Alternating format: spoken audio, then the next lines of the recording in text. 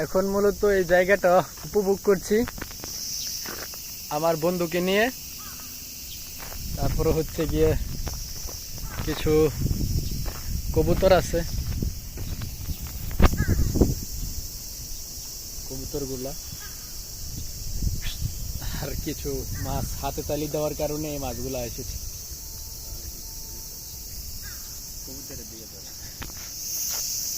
এই আর কি, খুবই তাদের সাথে সময়টা পার করছি।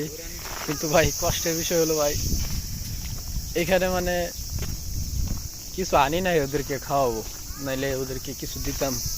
ওরা আমাদের আসার আগে ছিল না, আমরা আসাতে ওরা আমাদেরকে দেখে এসেছে। কিন্তু ভাই ওদেরকে কিছু খাওয়াতে পারলে ভালো লাগতো, কিন্তু এদিক দিয়ে সুপার শপ অনেক দূরে।